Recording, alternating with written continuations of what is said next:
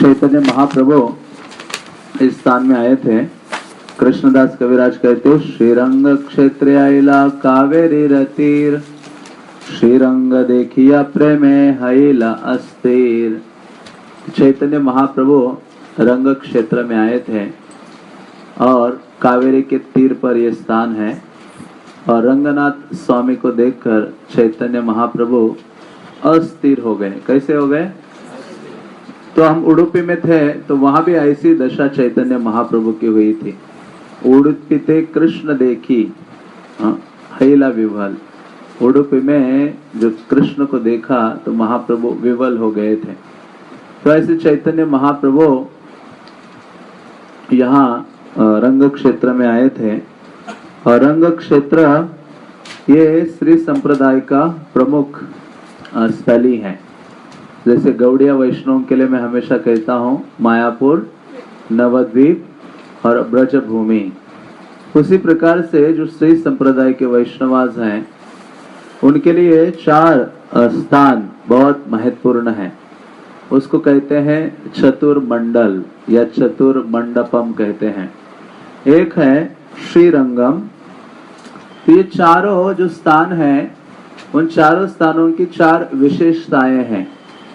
हर 4 स्थानों में भगवान को 4 प्रकार की सेवाओं से आप प्रसन्न कर सकते हो, उनको अपनी ओर आकृष्ट कर सकते हो। जिस प्रकार से हम सुनते हैं 4 धामों में भगवान की कृपा प्राप्त करने के लिए आपको 4 कार्य करने चाहिए। जगन्नाथपुरी में भगवत कृपा प्राप्त होती है जगन्नाथ का भात खाने से, प्रसाद खाने से। बद्रीनाथ में तपस्या, द्वारका में भगवान को ऑपुलेंस ऐश्वर्य अर्पित करने से, और रामेश्वरम में क्या करने से? स्नान करने से। तो उसी प्रकार से ये जो श्री वैष्णवास हैं उनके लिए 4 स्थान हैं। सबसे पहले है श्रीरंगम। कौन सा स्थान है? श्रीरंगम। दूसरा है तिरुपति और तीसरा है कांचीपुरम और चौथा है मेल्लकोटे। मेल्लकोटे जिसको तिरुनारायणपुरम भी कहते हैं। तिरुनारायणपुरम, ये मेल्लकोटे, ये जो 4 स्थल हैं इन चारों स्थानों में 4 विशेषताएं हैं। और वो विग्रह 4 चीजें हमसे एक्सपेक्ट करते हैं। तो श्रीरंगम को कहा जाता है भोग मंडल। भोग मंडल मीन्स या भोग मंडपम। तो भोग मंडल मीन्स जहां भगवान भोक्ता राम है। कौन से राम है यहाँ? हाँ, कृष्णा यहाँ सुप्रीम एंजॉयर है और कुछ नहीं चाहते। रंगनाथ स्वामी को संतुष्ट करना बहुत टफ है, वैष्णवाचार्य कहते हैं। क्योंकि वो सदैव भोक्ता है और यहाँ जो भी व्यक्ति है, वस्तु है, हर एक चीज बनी है केवल रंगनाथ देव के भोग के लिए। हाँ, तो हम यहाँ सोचना चाहिए कि मैं वास्तव में भोक्ता नहीं हूँ। तो रंग क्षेत्र इस चीज के लिए है और आगे डिस्कस करेंगे। और दूसरा है तिरुपति। तिरु मीन्स मैंने आपको कुछ तमिल ये सब जो शब्द सुनाए थे। हाँ, फिर अभी यहाँ देखा आपने कई जगह में तैयार यूज हुआ है ना, सन्निधि। हाँ, ये सब शब्द आपको मैंने इम्पोर्टेंट शब्द आपको लर्न कराए थे। तो जो तिरुपति, हाँ, तिरु के जो पति हैं वो तिरुपति हैं। तो उस स्थान को कहते हैं पुष्प मंडल। क्या कहते हैं? पुष्प मंडल मीन्स जहाँ भगवान बालाजी को फ्लावर्स बहुत पसंद है। इसलिए एक वर्णन आता है, जब रामानुजाचार्य यहाँ श्रीरंगम में क्लास दे रहे थे तो उस समय देखा कि बालाजी के जो विग्रह हैं उनकी सेवा पूजा उचित रूप से नहीं हो रही है और उनको फ्लावर्स भी नहीं मिल रहे हैं। क्योंकि कोई भी व्यक्ति इतनी कठोर कष्टमय सेवा नहीं करना चाहता। हम अपने जीवन में भी देखते हैं, हम भगवान के भक्त बनना चाहते हैं, सेवा भी करना चाहते हैं, लेकिन जो मेरे मन को अच्छी लगती है वो सेवा में करना चाहता हूँ, या ऐसी सेवा करना चाहता हूँ जो मुझे सब लोग सेवा करते हुए देखे। हाँ, फ्रंट लाइन सेवा। जैसे मैं जगन्नाथ रथ यात्रा में सेवा करना चाहता हूँ, लेकिन कहा रथ के ऊपर चामर हिलाऊंगा भगवान को, टक टक टक।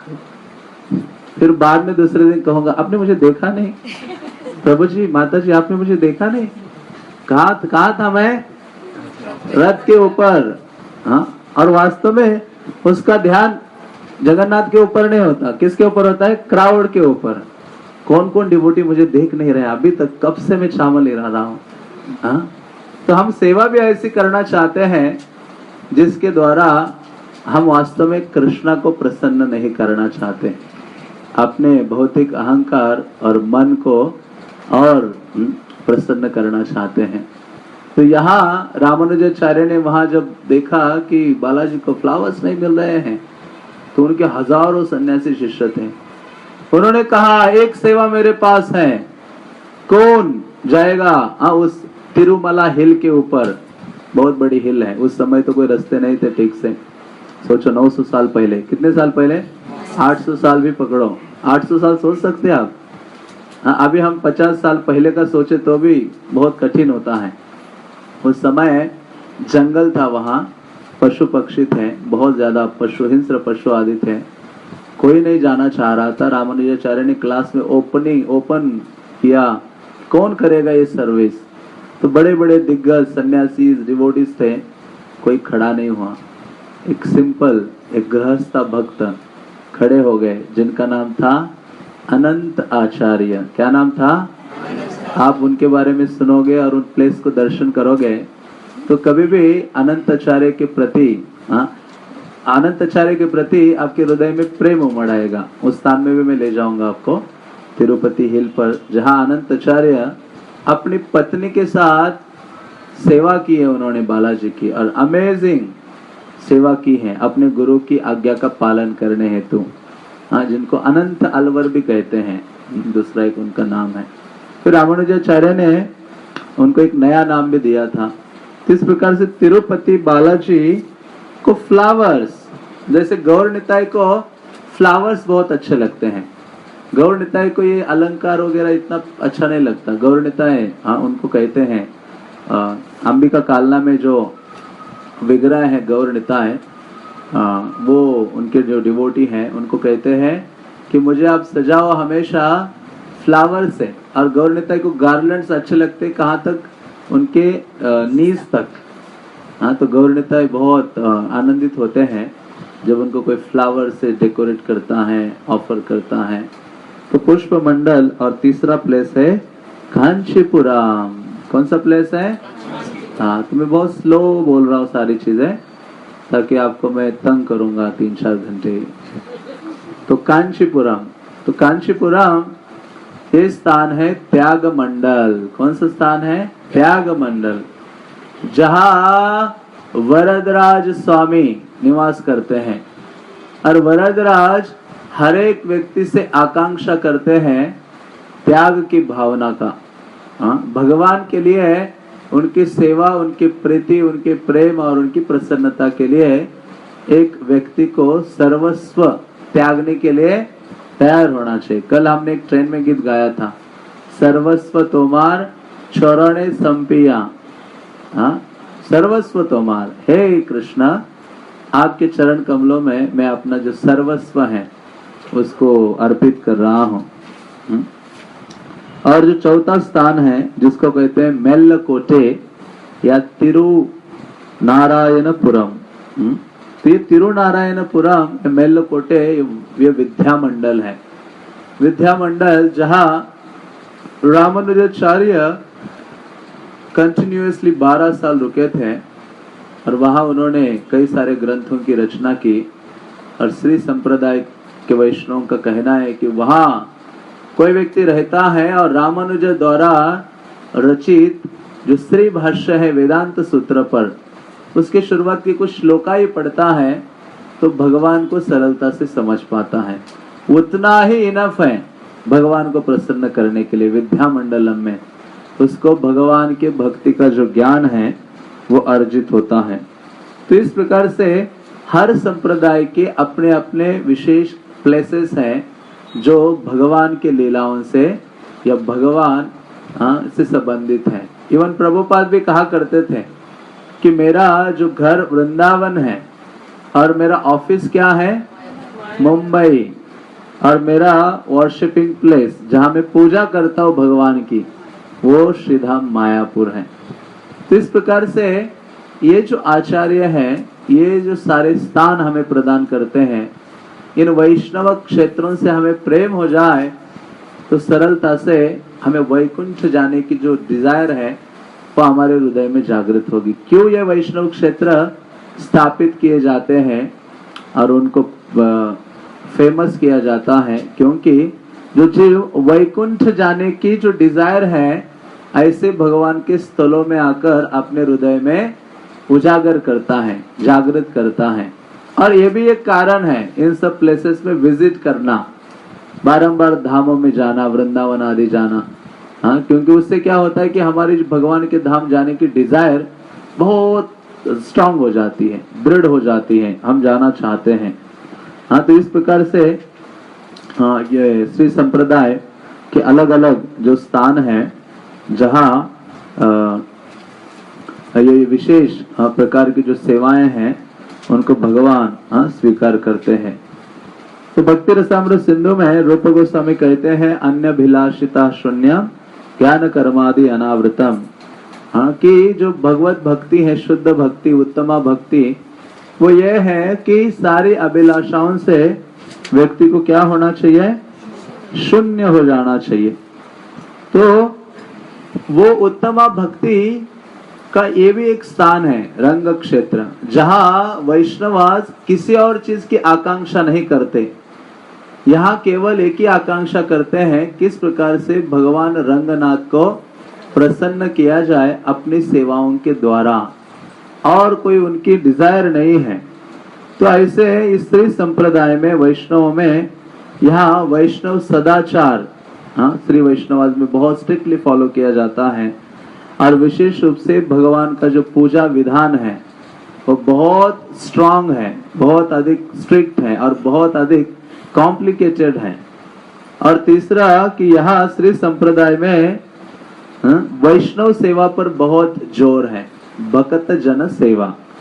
जैसे चैतन्य महाप्रभु ने जब अवतरित हुए और चैतन्य महाप्रभु अलग अलग चैतन्य महाप्रभु ने वो स्थापित अपना जो सिद्धांत है अचिंत्य भेदाभेद वो जब प्रकट किया, तो उस समय चैतन्य महाप्रभु ने अलग अलग संप्रदाय से अलग अलग जो शिक्षाएं हैं उनको ग्रहण किया था। चैतन्य महाप्रभु ने मध्वाचार्य के संप्रदाय से क्या ग्रहण किया था? मैंने उस दिन बताया था आपको। हाँ, कृष्ण मूर्ति सेवन, कृष्ण के विग्रहों की सेवा करना। और दूसरा केवल अद्वैत निरासन। केवल अद्वैत निरासन मीन्स जो अद्वैत फिलॉसफी है शंकराचार्य की, उसका खंडन करना। इवन प्रभुपाद के प्रणाम मंत्र में भी आता है निर्विशेष शून्यवादी, उसका खंडन करना या उससे सबको तारण करना। और जब चैतन्य महाप्रभु ने यहाँ रामानुजाचार्य से, रामानुजाचार्य भी महाप्रभु को बहुत प्रिय थे, इसलिए चैतन्य महाप्रभु आकर यहाँ सबसे ज्यादा रहे। 4 महीने के लिए कंटिन्यूअसली बहाना बनाकर चातुर्मास का यहाँ उन्होंने निवास किया वेंकट भट्ट के घर में। किसके घर में? वेंकट भट्ट के घर में, जहाँ उनके पुत्र को भक्त बना दिया, जिनका नाम था गोपाल भट्ट गोस्वामी। तो ऐसे श्री संप्रदाय से चैतन्य महाप्रभु ने 2 शिक्षाएं ली और दोनों बहुत इंपॉर्टेंट है। और इवन हमारे गौड़िया संप्रदाय में इसको अधिकतर रूप से देखा जाता है, इसका प्रचलन। एक है अनन्य भक्ति, अनलॉयड डिवोशनल सर्विस। अनन्य भक्ति पर जोर है गौड़ियास का, और ये वास्तव में चैतन्य महाप्रभु ने रामानुजा की शिक्षाओं से लिया है। और दूसरा है भक्त जन सेवा, भक्तों की सेवा करना, वैष्णवों की सेवा में अपने आप को नियुक्त करना। हजारों ऐसे उदाहरण है श्री संप्रदाय में कि वहां के भक्तों का कितना डेडिकेशन और समर्पण है भक्तों की सेवा करने में, और कितना फेथ है। जैसे उदाहरण आता है श्रीपाद रामानुजाचार्य के एक शिष्य थे। रामानुजाचार्य एक बार अपने सारे शिष्यों के साथ जब ट्रैवल कर रहे थे, एक स्थान तिरुपति की ओर निकले थे, तो बीच में और उनके साथ काफी सारे शिष्य थे। तो ऐसे निकलते निकलते रामानुजाचार्य ने एक स्थान में उनको पहुंचना था, और जहां उन्होंने सोचा कि वहां हम भोजन करेंगे और विश्राम करेंगे, एक टाउन में। तो उस टाउन में जब ये पूरा पार्टी पहुंचा तो रामानुजाचार्य को लगा कि मुझे कुछ 2 मेरे शिष्यों को आगे भेजना होगा, एडवांस पार्टी, जो जाकर पहले से थोड़ा प्रसादम का व्यवस्था करेंगे, और वो भी उनके एक शिष्य के घर में जो बहुत धनवान शिष्य था, रिच डिसाइपल था। ये दोनों डिवोटीज गए वहां, रामानुजाचार्य के जो शिष्य थे ब्रह्मचारी, वो गए और उस धनवान व्यक्ति के घर पहुंचते ही उन्होंने कहा कि श्रीपाद रामानुजाचार्य आने वाले हैं, आप उनके लिए कुछ व्यवस्था कीजिए, प्रसादम आदि। तो उस धनवान शिष्य ने जब सुना वो आनंदित हो गया, और इतना अधिक आनंदित हो गया और कई सारी व्यवस्थाओं में लग गया कि जो आए हुए भक्त थे रामानुजाचार्य के, उनको पानी देने के लिए भी भूल गए, और वो बिजी हो गया। और ये बेचारे भक्तों को दोनों को वैसे ही वापस रामानुजाचार्य के पास आना पड़ा। और रामानुजाचार्य ने सबसे पहले पूछा, मुझे बताओ उसने आपके साथ, आप दोनों के साथ कैसे व्यवहार किया? तो उन दोनों ने कहा, हम तो आपका मैसेज तो दे दिया, ना हमें बैठने के लिए स्थान पूछा, ना जल, ना प्रसाद आदि। हम ऐसे खड़े खड़े वापस आ गए। रामानुजाचार्य ने कहा, मैं वहां विजिट नहीं करूंगा, क्योंकि जो मेरे डिवोटीज को सही रूप से ट्रीट नहीं कर रहा है, तो मैं कैसे अपेक्षा करूं कि उसका मेरे प्रति उतना ही प्रकार का भाव या फेथ या सरेंडर या सेवा का भाव है। तो रामानुजाचार्य ने अपने उन दोनों शिष्यों को कहा कि मेरे एक गरीब डिसाइपल हैं, उनके घर जाओ। उनका नाम वरदाचार्य, शायद वरदाचार्य ऐसे था। तो फिर वो गरीब ब्राह्मण पति पत्नी निवास कर रहे थे। रामानुजाचार्य के 2 शिष्य गए और उनको कहा, नहीं, फिर रामानुजाचार्य ने कहा कि हम दूसरी जगह जाएंगे। तो ये रामानुजाचार्य अपने उस शिष्य के घर पहुंच गए। तो उनका जो शिष्य है, पति पत्नी दोनों डिसाइपल थे, बहुत गरीब ब्राह्मण थे, और उनके पास कुछ भी नहीं था, मतलब एक टाइम खाने की भी व्यवस्था नहीं थी। और ये पूरा पार्टी वहां पहुंचा, सोचो 30-40 लोग पहुंच गए होंगे। और वो जो माताजी उस समय स्नान कर रही थी, या उनके पास क्लोथ भी नहीं थे पहनने के लिए। रामानुजाचार्य ने जैसे आवाज दिया, उनके पति तो चले गए थे, कहा भिक्षा मांगने के लिए, ब्राह्मण थे। तो रामानुजाचार्य ने आवाज दिया, उनके शिष्य का नाम उच्चारण किया, लेकिन वो घर में नहीं थे। तो जो माताजी थी उन्होंने आवाज अंदर से दिया। तो रामानुजाचार्य समझ गए कि दरवाजा नहीं ओपन कर रही है। रामानुजाचार्य ने अपना ऊपरी वस्त्र जो होता है ना, उत्तरिया, वो अंदर फेंका और उन्होंने पहन लिया, और फिर अपने गुरु का स्वागत करने के लिए आ गई। और फिर जब रामानुजाचार्य उन सारे शिष्यों को बिठाया, तो उन्होंने सोचा कैसे उनकी सेवा करूं। तो लेकिन बहुत फेथ था रामानुजा और उनके भक्तों की सेवा के प्रति। ये तो श्री संप्रदाय में कहते हैं कि हाईएस्ट वो है, उदाहरण है किस प्रकार से सरेंडर की भावना थी। तो वो स्त्री ने सोचा कि कैसे मैं इनको भोजन आदि खिलाऊं। तो उन्होंने सोचा, एक जो धनी व्यक्ति था उनके टाउन में, उनके वहां से वो कुछ ग्रेन्स वगैरह लाने के लिए गई। और वो व्यक्ति हमेशा सोचता था, इनका नाम लक्ष्मी था शायद, वो सोचता था कि ये लक्ष्मी के साथ में संग करूं, और जिसके कारण उनको कहता था कि आपको मैं जितना धन सुविधाएं हैं वो प्रदान करना चाहता, दे दूंगा, लेकिन आप मेरी हो जाओ। ये लक्ष्मी, ये जो उनके डिसाइपल हैं, वो उनके पास जाते उस व्यक्ति के पास। तब तक रामानुजाचार्य और उनके सारे शिष्य घर में थे। उनके पास जाते कहते कि मुझे आप ग्रेन्स वगैरह जो भी नीडेड वस्तुएं हैं वो सारे दे दो।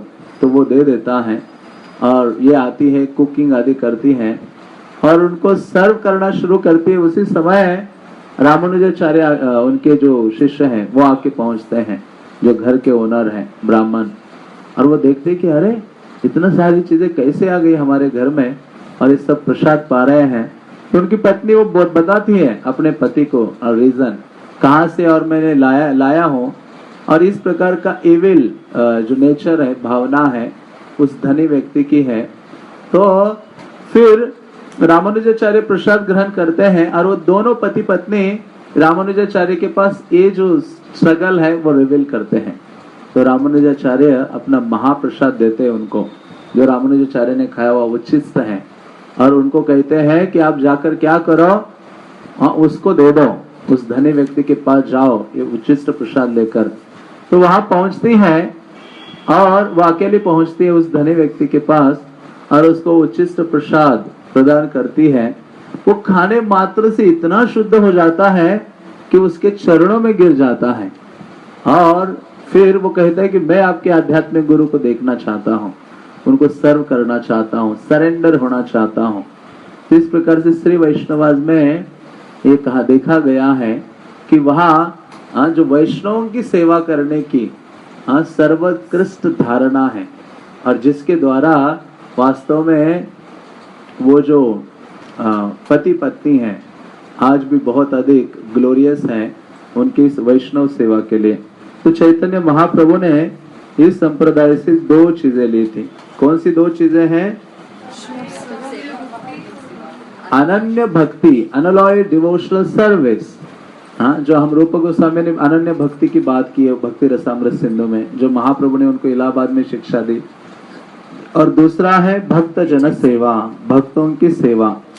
और जो तीसरा संप्रदाय है रुद्र संप्रदाय, जिसके आचार्य है विष्णु स्वामी, चैतन्य महाप्रभु ने दो शिक्षाएं ली। एक है तदीय सर्वस्व भाव, मतलब पूर्ण रूप से भगवान पर ही निर्भर रहना, हाँ, किसी और पर निर्भर नहीं होना। हाँ, कि कोई धनी व्यक्ति के मैं ऊपर में निर्भर हूँ कि वो मेरा उपजीविका का साधन बनेगा, मुझे सपोर्ट करेगा, ये नहीं। भक्त किस पर निर्भर रहता है? उसके हर नीड्स के लिए कृष्ण पर। और दूसरा है, उसी का दूसरा पार्ट है राग मार्ग, मतलब भगवान के प्रति रागानुगा भावना में भगवान की सेवा करना। और जो चौथा संप्रदाय है निम्बार्क, तदीय सर्वस्व भाव। टेक्निकल वर्ड्स में बता रहा हूँ। हाँ, ये चारों भक्ति विनोद ठाकुर ने अपनी बुक नवदीप धाम महात्म्य उसमें दिया है, ये चारों चीजें। तदीय सर्वस्व भाव मतलब पूर्ण रूप से भगवान के प्रति सरेंडर, या मतलब डिपेंड भगवान के ऊपर। और जो निम्बार्क संप्रदाय है उससे चैतन्य महाप्रभु ने दो शिक्षाएं ली थी।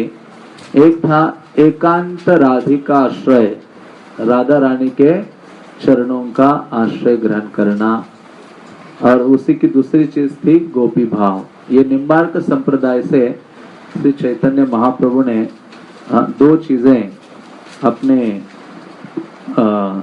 शिक्षाओं में स्वीकार की हैं।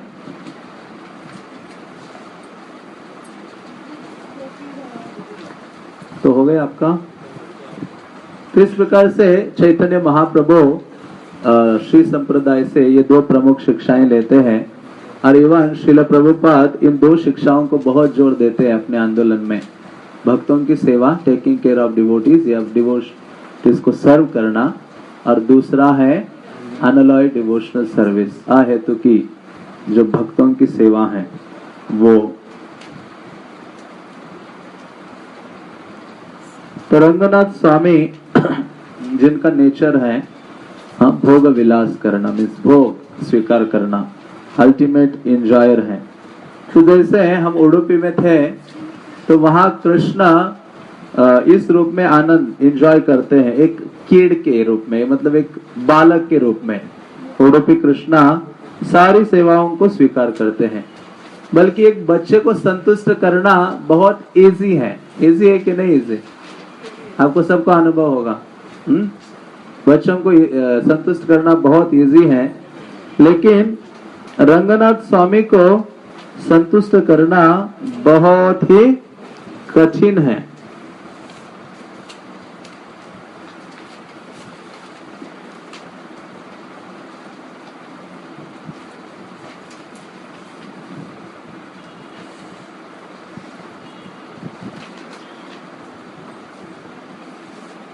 क्योंकि रंगनाथ स्वामी का नेचर कैसा है, इनके श्री वैष्णवास कहते हैं कि जैसे एक लड़की हो जिसकी आयु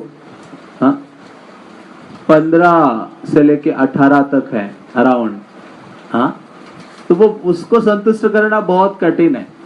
उसकी बहुत सारी डिमांड्स होती हैं, वो बहुत चंचल होती है और उसकी नीड्स भी बहुत होती हैं, और क्या क्या डिमांड करेगी, क्या क्या मांगेंगे, उसका कुछ भरोसा नहीं है। तो उसी प्रकार से रंगनाथ स्वामी है। तो रंगनाथ देव को भगवान रंगनाथ की सेवा में ऐसी ऐसी वस्तुएं यूज होती हैं, वो कभी भी कुछ भी डिमांड करते हैं। इवन भगवान रंगनाथ लिपस्टिक भी यूज करते हैं। क्या यूज करते हैं? हाँ मैं पढ़ के जो कई चीज पढ़ रहा था उनके बारे में, तो बहुत हंस रहा था कि क्या, इसलिए वो कहते हैं, युवती का उदाहरण देते हैं, हाँ, कि न्यूली ब्लॉसमिंग जो गर्ल है उसको संतुष्ट करना बहुत कठिन है। उसी प्रकार से रंगनाथ देव को भी संतुष्ट करना अत्यंत कठिन है। तो ऐसे रंगनाथ स्वामी यहाँ निवास करते हैं और वास्तव में वो रियलाइज करके छोड़ते हैं कि आप भोक्ता नहीं हो। प्रभुपाद हमेशा इस पर जोर देते थे, आप रियल एंजॉयर नहीं हो। तो जब हम भगवान को आनंद देते हैं तो उसके आनंद में ही हम आनंद अनुभव करते हैं या संतुष्ट हो जाते हैं। तो ये जो श्रीरंग क्षेत्र है, ये इस भौतिक जगत का, इस स्थान में ये भूलोक का वैकुंठ है। तिरुमंगई अलवर, जिनके बारे में हमने सुना है, तिरुमंगई अलवर के बारे में, तिरुमल शाही अलवर के बारे में सुना है, तिरुमंगई अलवर के बारे में नहीं सुना। वो 12वें अलवर है। तो देखेंगे हम कल कुछ अलवरों का चर्चा करेंगे। हमने कितने अलवरों के बारे में सुना है? 6। कितने बचे हैं? 6। तो 6 अलवरों का चर्चा करेंगे हम बाद में। तो तिरुमंगई अलवर कहते हैं कि सारे जो दिव्य देशम है, कितने दिव्य देशम है? 108। तो सारे जो दिव्य देशम है वो गार्डन की तरह है। किसकी तरह है? गार्डन की तरह है। और ये श्रीरंगम है, ये गार्डन के बीच में क्या है? महल है। ये इंपॉर्टेंट प्लेस है।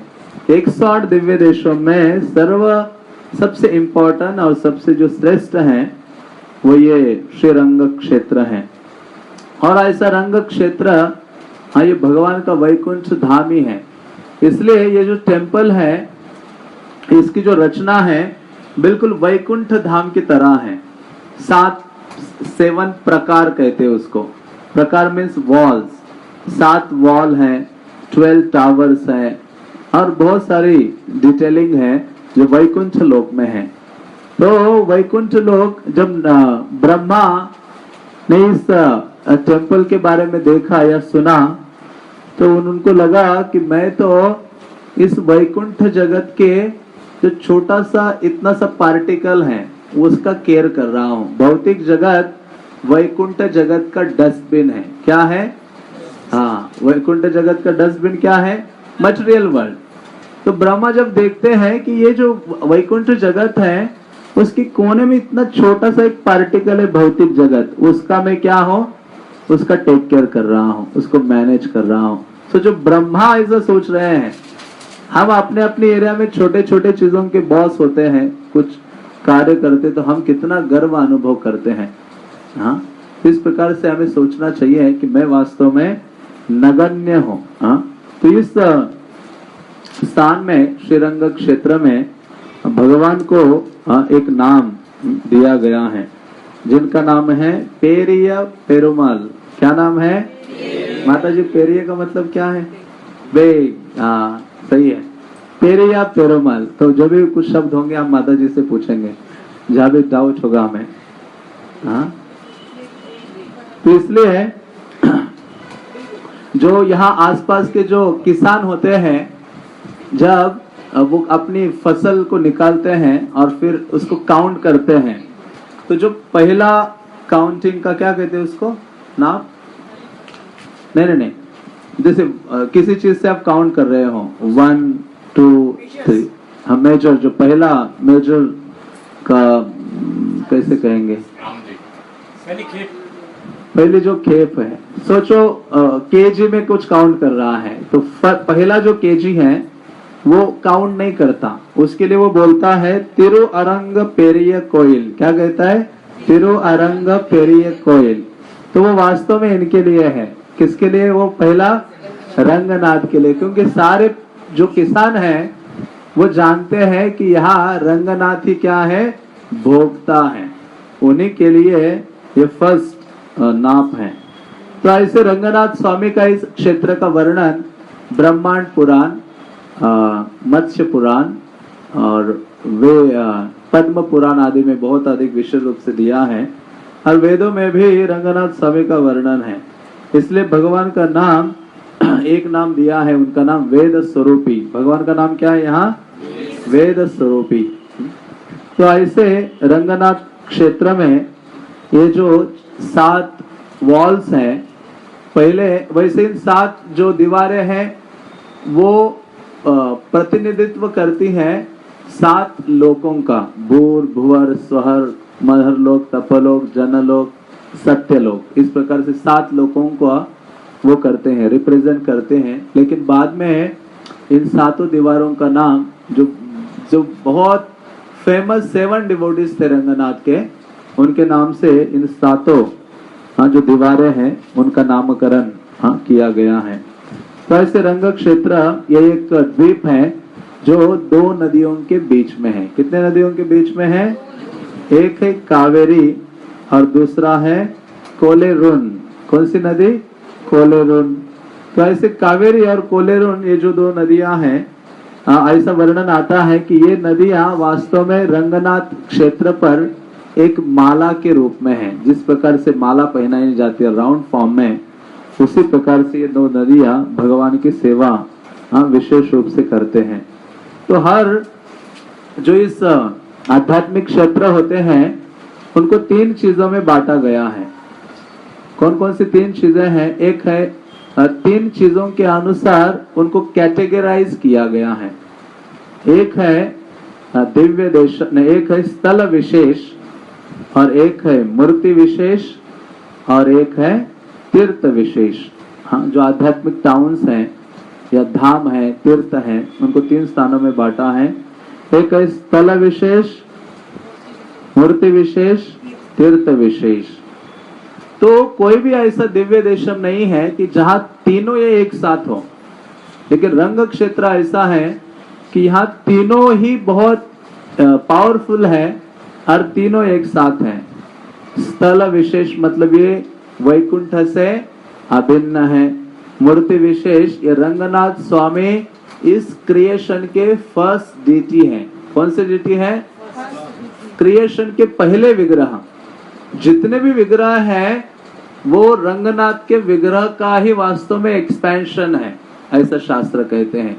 जितने भी डेटीज आ रहे हैं अभी या आएंगे इन फ्यूचर आल्सो। और तीर्थ विशेष, यहाँ विशेष तीर्थ है जिसका नाम है चंद्र पुष्करणी। सुबह हमने दर्शन किया था। और ऐसे चंद्र पुष्करणी के चारों ओर 8 और भी तीर्थ है, मीन्स जलाशय है। अभी तो वो सारे लुप्त होते जा रहे हैं। तो ऐसे जो आध्यात्मिक स्थान होते हैं या टेम्पल्स होते हैं उनको और 4 प्रकारों में कैटेगराइज्ड किया जाता है, उसके डीटी इंस्टॉलेशन के अनुसार। किसके अनुसार? वो डीटीज किसने इंस्टॉल किए है उसके अनुसार हर स्पिरिचुअल प्लेस को कैटेगराइज करते हैं।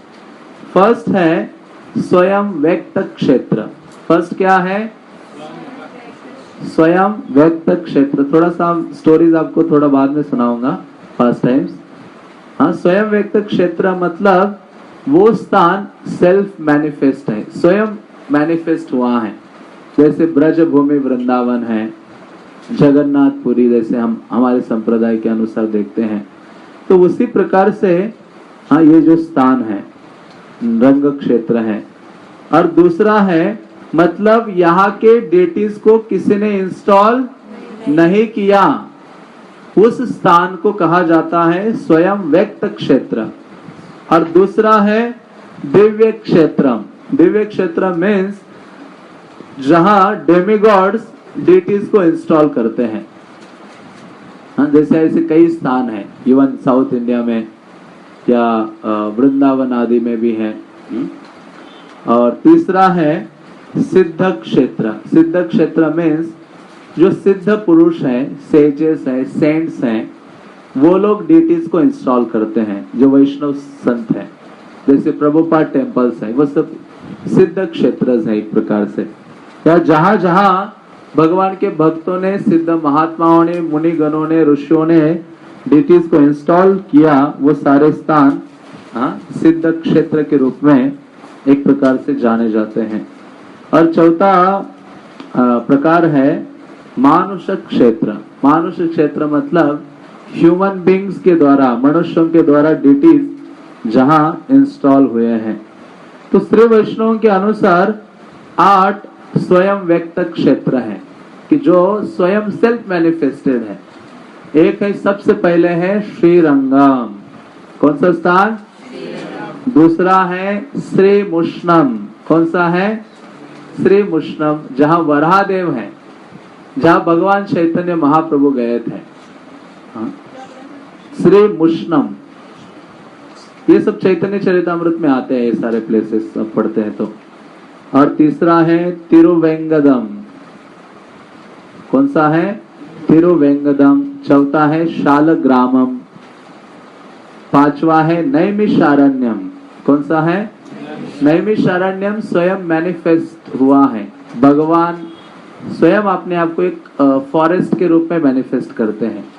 हाँ, जब ब्रह्मा भगवान के रूप को देखना चाहते हैं, ये वरदराज के लीला से संबंधित है, कांचीपुरम में हम वो डिस्कस करेंगे। पांचवा है नैमिषारण्य। छठा है वनमालई। वनमालई। सातवां है पुष्करम। और आठवां है बद्रिकाश्रम। कौन सा है? तो इसमें से 2 दिव्य देशम नहीं है, मतलब बाकी जो 6 है उसमें ये अलवर गए और वहां भगवान की स्तुति की। ये 2 दिव्य देशम कौन कौन से नहीं है? श्री मुष्णम और पुष्कर। ये 2 स्थान ऐसे हैं जहां ये अलवर नहीं गए और भगवान की स्तुति नहीं की। हाँ, तो ऐसे जो स्वयं व्यक्त क्षेत्र होते हैं, वहां स्वयं भगवान अपने मर्जी के अनुसार प्रकट होते हैं, अपने स्विच विल के अनुसार वहां निवास करते हैं। हाँ, और कोई उनको रिक्वेस्ट या फोर्स नहीं कर सकता। उस स्थान में वो किसी के रिक्वेस्ट के अनुसार प्रकट नहीं होते, स्वयं वो आते हैं। तो ऐसे स्वयं व्यक्त क्षेत्र में जो श्रीरंगम है वो सर्वश्रेष्ठ है। हाँ, तो ऐसा ये जो टेम्पल है, ये वास्तव में भारत का सबसे बड़ा टेम्पल है। 156 एकड़ में है। कितने एकड़ में? 156 एकड़ में ये टेम्पल है। इवन रामायण में भी इस टेम्पल का वर्णन आता है वाल्मीकि मुनि के द्वारा।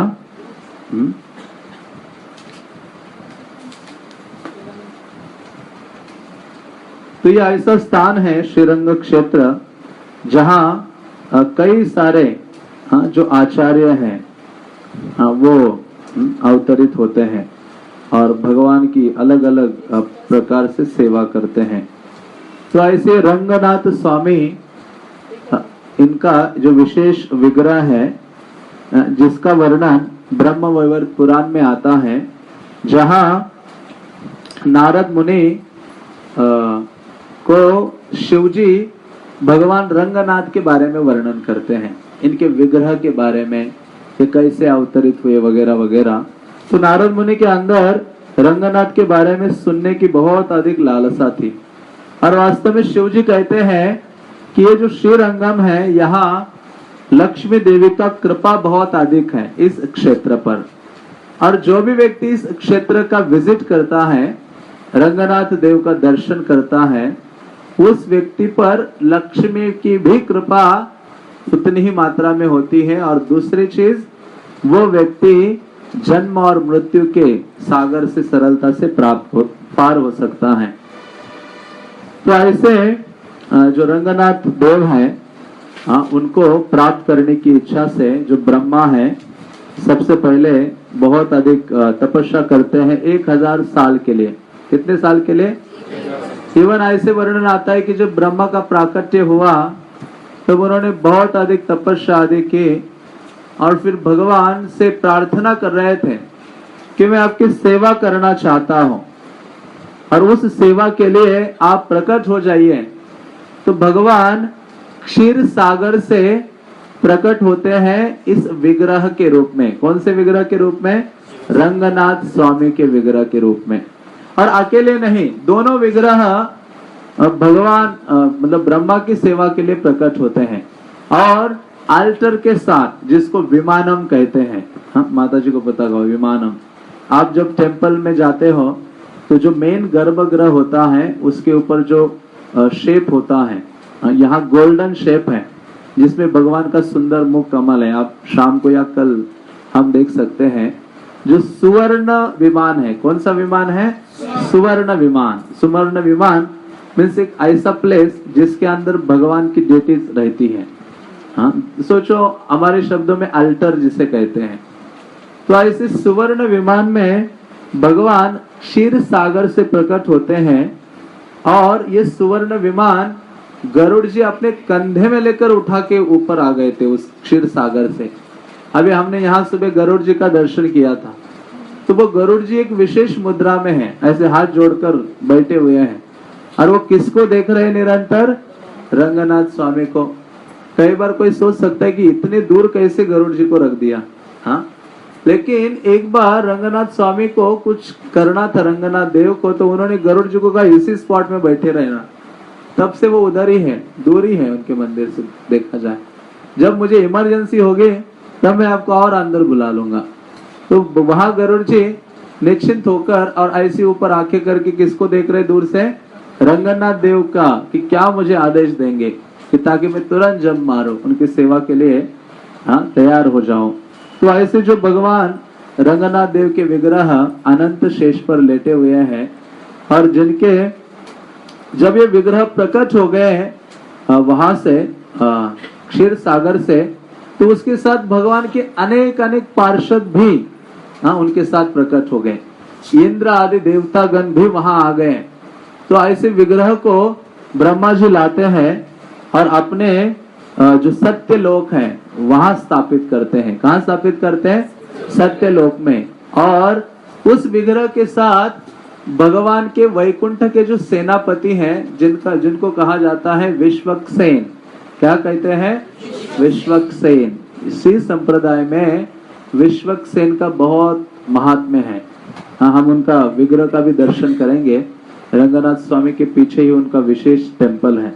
तो जब ऐसे विग्रह प्रकट हो गए तो ब्रह्मा दिन रात ऐसे रंगनाथ देव की पूजा अर्चना सेवा प्रार्थना स्तुति आदि करने लगे और फिर उन्होंने आगे चलकर दक्ष प्रजापति को ये सेवा दी। किसको दी? दक्ष प्रजापति को। इस संसार में कैसे आए? भूलोक में ये विग्रह की सेवा यहाँ कैसे शुरू हो गई? सबसे पहले तो ब्रह्मा ने पूजन किया, फिर उसके बाद उन्होंने किसको दिया? दक्ष प्रजापति को दिया और फिर उन्होंने मनु को दिया। मनु ने उनकी सेवा को स्वीकार किया और फिर इक्ष्वाकु को लगा कि नहीं, इनको इस विग्रह को अपने विमानम के साथ भूलोक में होना चाहिए और सबको इसका लाभ मिलना चाहिए, इनके दर्शन पूजन आदि का। तो इक्ष्वाकु ने बहुत अधिक तपस्या की और उनके साथ भगवान यहाँ आना चाह रहे थे इस पृथ्वी लोक में। तो ब्रह्मा बहुत दुखी हो गए कि मुझसे दूर जा रहे रंगनाथ स्वामी। तो ब्रह्मा प्रार्थना करने लगे, लेकिन भगवान ने कहा कि तुम्हें विरह में दुखित होने की आवश्यकता नहीं है। तुम हर रोज सुबह आकर मेरी क्या कर सकते हो? पूजा कर सकते हो। तो रोज ब्रह्मा सुबह आकर यहाँ भी उनका पूजन करते हैं और शाम को विभीषण आते हैं। कौन आते हैं? आज भी विभीषण के ये प्राणनाथ है। रंगनाथ स्वामी विभीषण के क्या है? प्राणनाथ, जिनकी वो सेवा निरंतर करते हैं। तो ऐसे जब इक्ष्वाकु ने उनकी पूजा की तो उनके वंश में आगे चलकर ये जो विग्रह है यहाँ आते हैं, हाँ, अयोध्या में, जिनकी सेवा उन राजाओं के परंपरा में दशरथ महाराज के पास आती है और राजा दशरथ क्या करते हैं, उनकी पूजा करते हैं। तो एक बार राजा दशरथ ने बहुत बड़ा यज्ञ किया था, उसमें सारे राजाओं को इनवाइट किया था। तो यहाँ कावेरी के तट पर एक राजा थे जिनका नाम था धर्मवर्मा। तो ये राजा को अयोध्या में बुलाया था उस फंक्शन अटेंड करने के लिए। तो उस राजा ने जब ये श्रीरंगम रंगनाथ के विग्रह को वहां देखा तो उन्होंने सोचा, नहीं, मुझे भी इनकी पूजा करनी है, इनकी आराधना करनी है और इनको मैं अपने देश ले जाऊंगा जहां मेरे प्रजाजन भी उनकी सेवा करेंगे। तो यहाँ वो राजा आकर, जो चंद्र पुष्करणी है, सुबह हमने विजिट किया, उसके किनारे पर तपस्या करने लगे कि रंगनाथ देव आप यहाँ अवतरित हो जाइए। तो भगवान ने कहा कि मैं यहाँ आकर परमानेंटली निवास करूंगा कावेरी के तट पर और चंद्र पुष्करणी के तट पर। तो वैसे 3 रंगाज हैं। कितने रंगाज हैं? आदि रंगा, मध्य रंगा, अंत्य रंगा। हाँ, तो बाकी 2 रंगा, ये तीनों रंगाज कावेरी के तट पर है।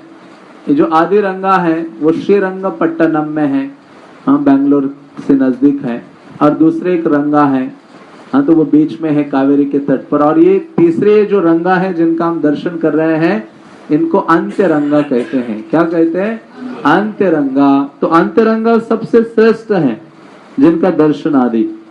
तो जब राजा धर्मवर्मा ने ये इच्छा व्यक्त की, तब तपस्या करने लगे और सारे ऋषि मुनियों ने कहा कि एक समय आएगा कि भगवान स्वयं ही यहाँ आ जाएंगे अपनी इच्छा से। तो जब भगवान राम श्रीलंका जाते हैं और रावण का वध करके विभीषण के साथ, हाँ, पुष्पक विमान में सारी वानर सेना वगैरह बैठकर कहाँ पहुंचती है? अयोध्या। जब ये लोग अयोध्या पहुंचे तो अयोध्या वासी बहुत आनंदित हुए और वहां सबने दीप जलाए। तब से क्या शुरू हो गया था? दीपावली। तो सब भरत आदि सब उनका वेट कर रहे थे, आनंद महोत्सव मना रहे थे। जब ये सारी वानर सेना के साथ, विभीषण के साथ, सीता, लक्ष्मण आदि राम पहुंचे वहां, तो वहां पहुंचने के बाद भगवान राम को लगा कि इन सब ने इतनी मेरी सेवा की है, हाँ, मुझे उनके प्रति कुछ कृतज्ञता व्यक्त करनी चाहिए। और कैसे कृतज्ञता व्यक्त करो? कुछ उनको मैं क्या करूं? गिफ्ट्स दो, कुछ देकर मैं अपना जो कृतज्ञता है वो व्यक्त करता हूं। वैसे देखो भगवान राम की कितनी महानता है कि भगवान राम बंदरों के साथ घूमते हैं। किसके साथ? आपको कहा जाए कि आप बंदरों के, एक बंदर लेके आप जाइए दिल्ली के, फरीदाबाद या दिल्ली की सड़कों में, अच्छा लगेगा आपको? नहीं। लेकिन यहाँ भगवान बंदरों के साथ क्या, किसी के भी साथ घूम सकते हैं यदि वो उनकी सेवा के प्रति समर्पित है। हाँ, तो भगवान बंदरों से सेवा लेते हैं और जब वहां पहुंचते हैं तो भगवान कहते हैं कि इनके लिए कुछ गिफ्ट्स देने चाहिए। तो उससे पहले उनको भोजन कराते हैं। क्या करते हैं?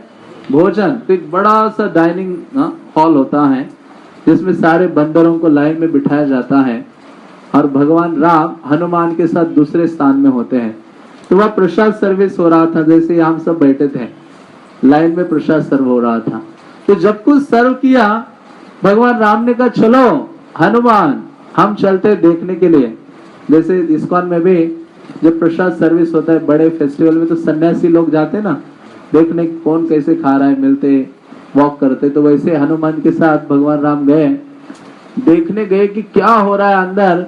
तो वहां नॉर्थ इंडियन प्रसाद बनाया था। कौन सा? तो वहां नॉर्थ इंडिया में थे, अयोध्या में। साउथ इंडिया तो हम क्या खा रहे हैं एक हफ्ते से? चावल नहीं, curd rice, tamarind rice, tomato rice, और क्या है? पोंगल। चावल नहीं खा रहे हम। तो अमेजिंग साउथ इंडियन प्रसाद है। लेकिन वहां जब नॉर्थ इंडियन प्रसाद बनाया था, साउथ इंडियंस क्या खाते? छोले चावल, कड़ी चावल और राजमा चावल। ये नाम इतने पैशनेट है। यहाँ देखो पोंगल, अमेजिंग ना, सतोगुणी है। South India mode of goodness. क्या है? Mode of goodness. North India mode of passion. तो वहां छोले बनाए थे। क्या बनाए थे? अभी बंदरों को क्या पता छोले कैसे खाने हैं, तो अभी देखा कैसे खाने, तो चम्मच दे दिए उनको। एक चम्मच में पकड़ के एक ने तो शुरुआत किया, जो सबसे सीनियर था, हाँ ऐसे पकड़ा और सोचा कैसे खाओ, तो उसने ऐसे उड़ा दिया ऊपर, टेबल से जंप मार के ऐसे कैच कर रहा था। तो भगवान राम इन सबको देखकर इतने आनंदित हो गए और हंस रहे थे। तो जब वहां बाद में प्राइज डिस्ट्रीब्यूशन हो रहा था, तो सबको सब कुछ दिया, अलग अलग चीजें, और हम सुनते हैं हनुमान की जब बारी आई और किसके हाथ से गिफ्ट्स बांटे जा रहे थे? सीता देवी के हाथ से। कौन नहीं सीता महारानी के हाथ से स्वीकार करेगा? लेकिन वह हनुमान को कोई इंटरेस्ट नहीं था। हनुमान के लिए तो सीता देवी ने अपने गले का वो हार पहनाना चाहा, देना चाहा। वो देखने लगी इसका क्या करूं मैं, हाँ वो टुकड़े करने लगे दांत से। और फिर वास्तव में जो क्राउड में से किसी ने कहा हनुमान हाँ क्या कर रहे हो? उसने कहा इसमें देख रहा हूं कि यहाँ इसमें कौन है? सीता और राम जी है क्या? उन्होंने कहा इतना तुम में घमंड क्या तुम्हारे हृदय में है? कहते हाँ दिखाओ अभी। तुम क्या करते हनुमान? अपना हृदय चीरते हैं और दिखाते हैं। तो वैसे ही भगवान राम देखते हैं, सीता देवी को कहते कि मुझे नहीं नीड इन सब चीजों की, हाँ मुझे तो वास्तव में भगवान राम की सेवा के अलावा कुछ नहीं चाहिए। पहले तो सीता देवी उनको कहती है चिरंजीवी भव, आपकी लंबी आयु हो। हनुमान जी रोने लगे। उन्होंने कहा क्यों मुझे मरवा रही हो? हाँ इतना लंबा आशीर्वाद देकर जीवित रहने का। ये वृक्ष बेचारे हजारों सालों से जीवित हैं। लंबी आयु होना कोई बड़ी अचीवमेंट नहीं है। उस लंबी आयु में कृष्ण की सेवा होना सबसे इंपॉर्टेंट है। इसलिए उन्होंने ये मांगा कि मैं कभी भगवान राम की सेवा को ना भूलो, और जहां भगवान राम के नाम रूप गुण लीला का वर्णन हो वहां सदैव मैं खड़ा रहूं सुनने के लिए। ये दो गुण सीता देवी से उन्होंने मांगे थे। और फिर भगवान राम ये देखकर आश्चर्यचकित होते। वहां चेयर में बैठे बैठे राम रोने लगे, खड़े हो गए। हनुमान को कहते क्या दूं आपको? पहले हनुमान के लिए भगवान ने देखा, आंखें बंद की, पूरे त्रिभुवन को छान मारा। भगवान आइज बंद करे तो कहाँ ढूंढा, सब त्रिभुवन को ढूंढा। मेरे पास वैल्यूएबल क्या है, क्या गिफ्ट दे सकता हूँ? या फिर वैकुंठ जगत, उनका जो धाम है राम का, कौन सा है? साकेत। उस धाम को भी देखा, क्या दे सकता हूँ राम को? देखा मेरे पास उनकी सेवा के बदले में देने के लिए कुछ भी नहीं है। तो उन्होंने सोचा एक चीज है मेरे पास, वो है अपना आलिंगन। प्रेम भरा आलिंगन मैं हनुमान को दे सकता हूँ, इससे बढ़कर मेरे पास देने के लिए नहीं है। तो इसलिए हम हमेशा देखते हैं ना, हनुमान का आलिंगन कौन कर रहे हैं? राम जी। मैं जब छोटा था तो घर में एक फोटो था, आज तक है, मतलब शायद जब से मुझे याद हो, आंखें जब से खुली होगी, फोटोज देखना शुरू किया होगा, तब से घर में एक फोटो देखता था। आज भी हमेशा याद रहता है कि वो ऐसे आलिंगन कर रहा है, और बहुत सुंदर फोटो था। तो मैं सोचता था ये क्यों बंदर का आलिंगन क्यों कर रहे हैं? लेकिन मुझे कुछ साल पहले पता चला, हाँ जब भक्तों से सुना या पढ़ा, कि वास्तव में ये महान गिफ्ट भगवान राम के पास थे, अपना आलिंगन। इससे बढ़कर उनके पास कुछ नहीं था सेवा के बदले में देने के लिए, इसलिए वो उनको प्रदान करते हैं। तब सबको दे दिया। फिर विभीषण का बारी आया। किसका? हाँ, तो भगवान ने सोचा विभीषण को क्या दूं? तो फिर विभीषण को देने के लिए भगवान राम जब सोचते हैं, तो फिर भगवान राम और विभीषण फिर डिजायर भी व्यक्त करते हैं, क्योंकि विभीषण ने वहां एक धन को देखा था अयोध्या में। उस धन का नाम है इक्ष्वाकु कुल धनम। क्या नाम है? इक्ष्वाकु कुल धनम। क्या है वो धन? श्री रंगनाथ स्वामी, भगवान रंगनाथ के विग्रह। जो इक्ष्वाकु वंशज के राजागण दशरथ आदि, भगवान राम स्वयं इस विग्रह की आराधना करते थे। तो जब विभीषण ने कहा कि मुझे ये विग्रह चाहिए, या भगवान राम ने स्वयं ही उनको ये इक्ष्वाकु कुल धनम श्रीरंग विमानम, भगवान रंगनाथ के जो विग्रह हैं उनको प्रदान किए। और फिर इक्ष्वाकु का ये कुल धन रंगनाथ देव को लेकर विभीषण अपने हाथ में लेकर यहाँ आ गए। उनको कहाँ पहुंचना था? लंका पहुंचना था। बल्कि विभीषण जैसा डिवोटी नहीं है संसार में, जिनके पास सब कुछ प्रतिकूल था, बहुत कठिन एनवायरनमेंट था, लेकिन उनके भक्ति में कभी भी रुकावट या बाधा नहीं आए। उन्होंने अपना घर ऐसा बनाया था कि सारे दीवारों में क्या लिखा था उन्होंने? राम राम राम राम। क्या लिखा था? जोर से और जोर से। तो एक दिन उनके घर में विजिट करने के लिए रावण प्रभु जी आ गए। कौन से प्रभु जी? वैसे वो सोचो, आप इन सबको प्रभु जी कह के पुकारोगे तो कितना अमेजिंग है। रावण आ गए और रावण आके देखा, अरे मेरे शत्रु का नाम मेरे राज्य में, कैसे आपकी हिम्मत है? जैसे कोई घर में अकेला भक्त होता है, पत्नी भक्त नहीं है, भाई भक्त नहीं है, भाभी भक्त नहीं है, मदर फादर नहीं है, ये अकेला बेचारा कोने में बैठकर जप करता है और टेंशन में रहता है, हमेशा परेशान रहता है। हाँ, उसको प्याज लहसुन का भोजन मिल रहा है, कभी नहीं मिल रहा है ऑफरिंग, ऐसे स्ट्रगल रहता है। तो यहाँ तो बहुत स्ट्रगल था उनको, हाँ, विभीषण को। तो एक दिन इनका विजिट करने के लिए रावण आ गए और देखा क्या है, पूरे दीवारों में राम राम राम राम लिखा है। तुम्हारी हिम्मत कैसी हुई? हाँ, मेरे जो शत्रु है उसके नाम सब जगह तुमने लिख डाले हैं। उन्होंने कहा भ्राता श्री। क्या कहा? भ्राता श्री रावण। ये आपके शत्रु का नाम नहीं है, मेरा तो आपके प्रति इतना प्रेम है, हाँ, जो मेरे हृदय में उमड़ उमड़ के जागृत हो जाता है, और विशेष उस आपके लिए और मेरी जो भावी मंदोदरी के लिए। इसलिए पहले आपका नाम है रा। क्या है? रावण का रा, मंदोदरी का। इस प्रकार से विभीषण छुट्टी ले लेते हैं और निरंतर गाते हैं हरे कृष्णा कृष्णा कृष्णा लाउडली,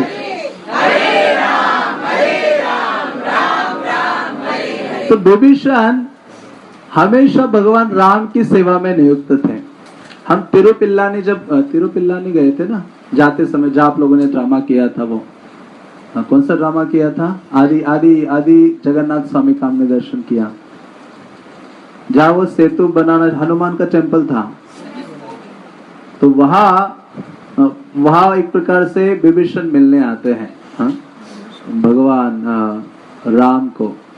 तो ऐसे विभीषण जब लेकर आए यहाँ आए और उन्होंने चंद्र पुष्करणी को देखा। पुष्करणी हमेशा याद रखे, तालाब को कहते हैं ना, ये स्पेसिफिक शब्द हैं और जो हमें लर्न करने चाहिए धीरे धीरे। जब हम रेगुलर श्रवण करते हैं, रीडिंग करते हैं, तो कुछ टेक्निकल वर्ड्स हमें हमेशा हमारे दिमाग में हो जाने चाहिए। तो ये पुष्करणी को जब देखा तो उनको लगा कि यहाँ मैं दोपहर का पूजन करता हूँ। दोपहर को पहुंचे थे यहाँ विभीषण विग्रह को लेकर, श्रीरंग विमानम को लेकर। तो जब यहाँ पहुंचे तो उनको लगा दोपहर का पूजा करता हूँ, उसको कहते उच्ची काल पूजा। क्या कहते हैं? उच्ची काल पूजा। माता जी को पता होगा। तो जब ये पूजन के लिए बैठ गए तो इन्होंने स्नान आदि किया चंद्र पुष्करणी में और विग्रह को वहां रखा, श्रीरंग विमानम को। भगवान लेटे हुए हैं द्विभुज, हाँ, जैसे सुबह हम सब ने देखा भगवान के उस स्वरूप को। तो फिर उस समय राजा भगवान के इस विग्रह के लिए तपस्या कर रहे थे, धर्म वर्मा, उनको पता चला और कई ऋषियों को, तो वो सब लोग यहाँ दौड़ते हुए आए रंगनाथ देव का दर्शन करने के लिए। और दर्शन करके उन्होंने विभीषण को कहा कि यहाँ आप कुछ दिन के लिए रुक जाओ प्लीज, आप यहाँ भगवान का ब्रह्मोत्सव मनाओ, जो भी सुविधाएं फैसिलिटी जो भी चाहिए धन आदि में प्रोवाइड करूंगा। तो विभीषण मान गए, चलो 2-3 दिन रुकता हूँ। तो यहाँ बहुत सारे फेस्टिविटीज वगैरह हुए और फिर विभीषण को लगा कि अभी मुझे निकलना चाहिए। तो जैसे वो पुलस्त्य मुनि की हालत हो गई थी, वो गोवर्धन उठा के लेके आए थे। क्या लेके आए थे? हाँ, तो गोवर्धन लाए थे। तो गोवर्धन ने कहा था मुझे उठा सकते हो, लेकिन एक बार नीचे रख दिया तो फिर से नहीं उठूंगा। नहीं उठा पाओगे। तो वैसे यहाँ उन्होंने रखा और भगवान जानबूझ के उनके द्वारा यहाँ रखवाते हैं दोनों के तट पर। कावेरी भगवान को बहुत प्रिय है, रंगनाथ स्वामी को। और दूसरा जो ये चंद्र पुष्करणी है, इनके तट से भगवान रंगनाथ अलग नहीं होना चाहते। यहाँ आकर भगवान निवास करते हैं और विभीषण पुनः ट्राई करता है उठाने का, लेकिन भगवान उनसे उठे नहीं जाते हैं। भगवान कहते कि मैंने तो वचन दे रखा है धर्म वर्मा को कि यहाँ मैं निवास करूंगा, यहाँ से मैं किसी और नहीं जाऊंगा। तो ये जो रंग क्षेत्र है ये हमेशा के लिए शाश्वत है, ये वैकुंठाई है। ऐसे नहीं कि भगवान आए नहीं थे तब नहीं था ये स्थान वैकुंठा। जैसे मथुरा या वृंदावन कृष्ण प्रकट नहीं हुए थे तो वो स्थान स्पिरिचुअल नहीं था, या इटर्नल गोलोक वृंदावन नहीं था, ऐसे नहीं। जो भगवान का धाम है वो शाश्वत है और भगवान कभी अप्रकट अवस्था में हमें महसूस होते हैं या फिर उनकी लीलाओं को हम प्रकट रूप में सुनते हैं, पढ़ते हैं। तो वो स्थान हमेशा उसी प्रकार से बना रहता है। तो फिर भगवान को उठा नहीं पाए तो तब से भगवान यहाँ क्या करते हैं, निवास करने लगते हैं। तो सबसे पहले टेम्पल धर्मवर्मा ने बनाया था भगवान रंगनाथ के लिए। तो विभीषण को भगवान ने कहा चिंता नहीं करो, इसलिए अब देखो विभीषण हमेशा वहां है, हाँ डिटेल्स के साथ है। टेम्पल के अंदर जहां हमने एंट्री किया था लाइन शुरू हो गई थी, तो वहां एक बड़ा सा पेंटिंग है विभीषण का। आज भी ये कहा जाता है कि श्री संप्रदाय में भगवान की एक विशेष सेवा होती है और वह विशेष सेवा किसी विशेष डिवोटीज को दी जाती है। जैसे कांचीपुरम में वरदराज की सेवा, जिसको कहते हैं एकांत सेवा। कौन सी सेवा? एकांत सेवा। जो अकेला व्यक्ति भगवान के साथ उनकी सेवा करता है, सीधा अल्टर के अंदर सारे डोर्स क्लोज हो जाते हैं, उनको फैन करना, भगवान के साथ बातें करना वगैरह। भगवान भी उस व्यक्ति से आदान प्रदान करते हैं। तो उसी प्रकार से रंगनाथ की जो एकांत सेवा है वो विभीषण के पास है। रोज रात्रि में विभीषण आते हैं और रंगनाथ देव की एकांत सेवा करते हैं, उनको फैनिंग करना, उनको कुछ चीजें सुनाना। तो ऐसे जब राजा धर्म वर्मा ने टेम्पल बनाया था शुरुआत में, तो लंबा समय बीता। कालांतर में ये टेम्पल कावेरी के सैंड के कारण डूब गया। यहाँ इससे मुझे वहां की याद आई, कहाँ की? जगन्नाथपुरी। इंद्रद्युम्न ने भी मंदिर बनवाया था, फिर वो कालांतर में समंदर के सैंड से ढक गया। फिर एक राजा हुए गल माधव, जब वो अपने घोड़े के ऊपर जा रहे थे तो घोड़ा उस सैंड के बीच में से मंदिर का कलश का थोड़ा सा भाग ऊपर आया था, उसके टक्कर खा के पाँव में गिर पड़ता है। तब वहां एक वृक्ष के ऊपर एक कौवा बैठा होता है जो बहुत हजारों सालों से, जिनका नाम था काकभूषणी। क्या नाम था? वो बताते हैं कि ये टेम्पल किसने बनाया। तो उसी प्रकार से यहाँ आगे चलकर एक राजा हुए इन्हीं के वंश में। तो वो राजा जब शिकार करने के लिए यहाँ आए और इस स्थान में एक वृक्ष के नीचे जब बैठे रेस्ट करने के लिए, तो उस वृक्ष के ऊपर एक तोता था और वो तोता इस राजा को देखकर एक श्लोक का उच्चारण कर रहा था। वो तोता कह रहा था, कावेरी विरजाम सेयम वैकुंठम रंग मंदिरम स वासुदेव रंगेश प्रत्यक्ष परमं पदम विमानम प्रणवाकारम वेद क्षमम महाद्भुतम श्री रंगशाही भगवान प्रणवार्थ प्रकाशोगम। उसका मतलब है कावेरी विरजा सेयम। ये जो कावेरी है वो विरजा नदी है और ये रंग मंदिर है, ये साक्षात वैकुंठा है। और जो रंगनाथ है वो साक्षात वासुदेव कृष्णा है, प्रत्यक्ष परमं पदम। तो इस प्रकार से वो बता रहा था कि ये वो स्थान है, इसके नीचे ढके हुए हैं स्वयं भगवान रंगनाथ। हाँ, तो ऐसे जब राजा ने सुना, राजा चला जाता है घर और उसके कान में ये श्लोक घूमते रहता है, हाँ, आवाज करते रहता है। जब रात्रि में सोए राजा तो उनके स्वप्न में रंगनाथ देव आते हैं और रंगनाथ स्वामी उनको कहते हैं कि आप क्या करो, मुझे यहाँ से बाहर निकालो। तो वो राजा आकर सारे रेत आदि को दूर करता है और फिर से इस स्थान को स्थापित करता है, फिर से टेम्पल को रेनोवेट करता है, रिबिल्ड करता है।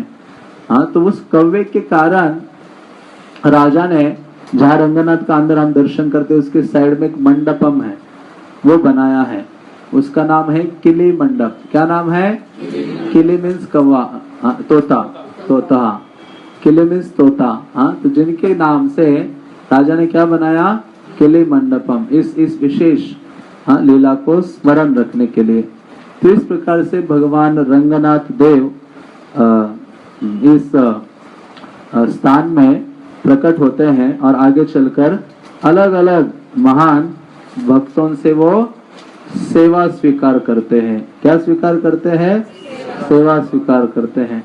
तो थोड़ी देर के लिए हम कीर्तन करते हैं, फिर लेक्चर करते हैं। हरे कृष्णा कृष्णा कृष्णा, जोर से